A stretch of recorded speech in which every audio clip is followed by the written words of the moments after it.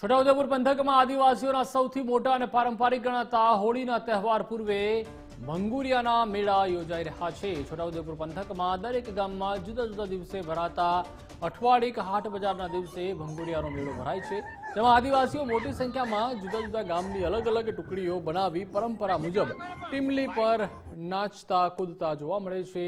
આ નજારો જોવા માટે છોટાઉદેપુર નગર સહિત આજુબાજુના વિસ્તારની પ્રજા મોટી સંખ્યામાં એકત્રિત થાય છે અને આદિવાસી નૃત્ય જોવાનો લાભો લે છે। આજ રોજ છોટાઉદેપુર ખાતે ભંગુરિયાનો તહેવાર ઉજવાઈ રહ્યો છે।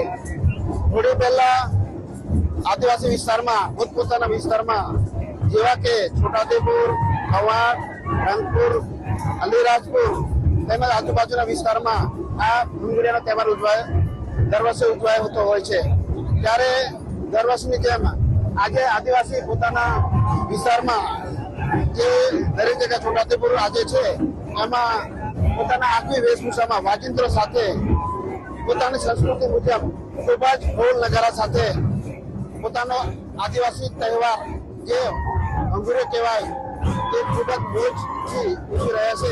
આજ રોજ 8/3/2025 રોજ અમે આ ભંગુરિયો મેળો એક મહિનાથી રાહ દેખતા હતા। તો આજે અમારે આ ભંગુરિયો મેળો આ વિશે અમે આદિવાસી વિસ્તારના અમારા જે કલ્ચર પ્રમાણે ખુશીથી અમે આ તહેવારની રાહ દેખતા હતા।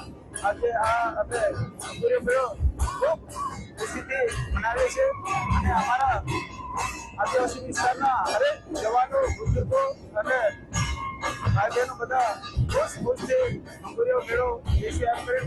છોટાઉદેપુર જિલ્લો એ આદિવાસી બાહુલ્ય વસ્તી ધરાવતો જિલ્લો છે અને અહીં કહેવાય છે કે દિવાળી, દશેરા અટે ઘટે પણ હોળી તો વતનમાં છે। હોળી પૂર્વે અઠવાડિયા પહેલે છોટાઉદેપુર જિલ્લામાં જે અઠવાડિક હાટ બજાર ભરાય છે ત્યાં ભંગુરિયાના હાટ તરીકે તેને ઓળખવામાં આવે છે। ત્યાં આદિવાસી બંધુઓ પોતાને હોળીને લગતી ખરીદી કરે છે, આ સાથે નાચ ગાન કરી અને પોતાની પરંપરાગત સંસ્કૃતિ ઉજાગર કરે છે। આજે છોટાઉદેપુર ખાતે શનિવારનો હાટ ભરાયો હોય એટલે કે છોટાઉદેપુર ખાતે ભંગુરિયાનો હાટ ભરાયો છે। આપ તસવીરોમાં સીધા જોઈ શકો છો તે પ્રમાણે અહીં મોટી સંખ્યામાં જે આદિવાસી બંધુઓ જે છે મોટી સંખ્યામાં આદિવાસી બંધુઓ આવી રહ્યા છે।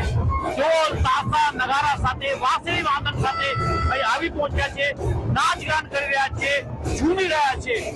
ચોક્કસથી કહી શકાય કે આ જે ભંગુરિયાનો હાટ જે છે તેને હોળીના બ્યુગલ તરીકે પણ ઓળખવામાં આવે છે, એટલે કે આજથી જ હોળીનું બ્યુગલ ફૂંકાઈ ગયું કેમ કહેવું પણ ક્યાંય ખોટું નથી।